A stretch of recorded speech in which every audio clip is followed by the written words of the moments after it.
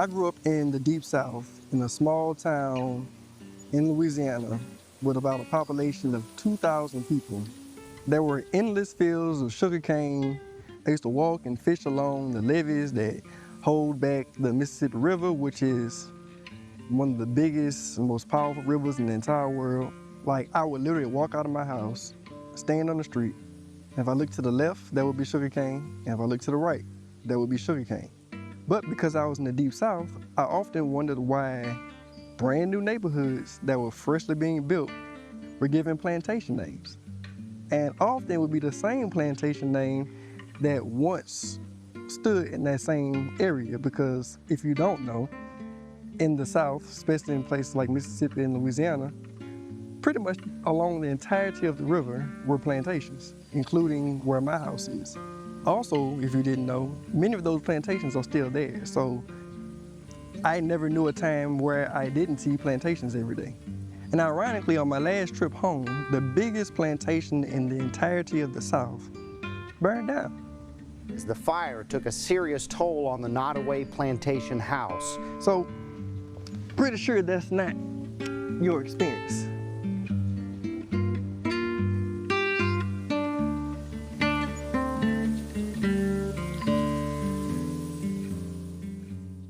So I'm pretty sure what I just told you might have made you imagine some things. And that's how imagination works. My experience gave your imagination something to chew on. And now that you've imagined, what do you feel about what you imagined? What questions do you have? What thoughts came into your mind? Creativity is not something that either you have or you don't. It's something that you can acquire, it's something that you can polish, it's something that you can get better at. I think you definitely can tell when somebody is doing something just to be different. And they call it creativity. It's like they do the opposite of what everybody else is doing, or they find some way to just go in a different direction. They want to go against the grain.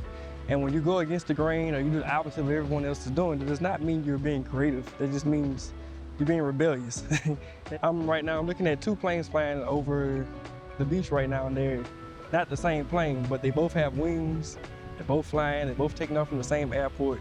And, you know, they didn't say, okay, well, that company created something with wings on it. Let me not do that. Let me do the opposite of wings.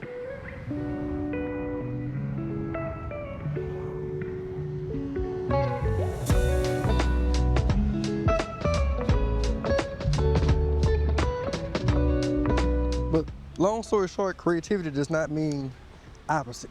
Creativity has everything to do with your ability to imagine, and your imagination itself hinges on your perception of life. The funny thing is that it's always that perception that people ignore when they try to think creatively.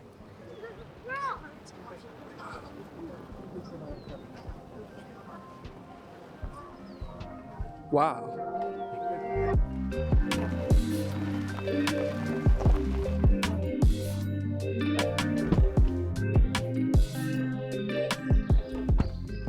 Now, I'm sure a lot of you guys watching this can probably relate that have never seen mountains before, but based on the experience I told you about of just seeing sugarcane fields and rivers and plantations, this is crazy. This is absolutely crazy. Like, there's endless mountains, and you can't see down there, but quite a big drop-off. To some of y'all, these are just giant rocks, and these giant rocks divide y'all giant roads that got 1 million cars on them, full of millions of people all hustling to get their next rent payment. If you're somebody who grew up with access to this and you saw this every day, then this looks very normal to you, and you probably can't imagine being somewhere where everything is completely flat. So it works both ways. And that's what I mean by creativity, is that if you just dig inside of your own experience and feed off of that, you will naturally come up with something that is unique. While on the other hand, there's a lot of y'all who understand exactly what I mean about growing up in the same fields that my enslaved ancestors were forced to work in. All that is a part of how perspective works. Can I get up here? Oh, too old for this. I don't even know if I'm in frame. Maybe I should check that before I say anything. So yeah, I was in frame, so now I gotta climb back up here again. Now that I'm up here, I want another angle for the camera. I'm gonna just see. Oh. So, as I get myself on this rock, then listen, you're the only you that ever was and ever will be. There's no other me, there never has been another me, and never will be another me. Same goes for you.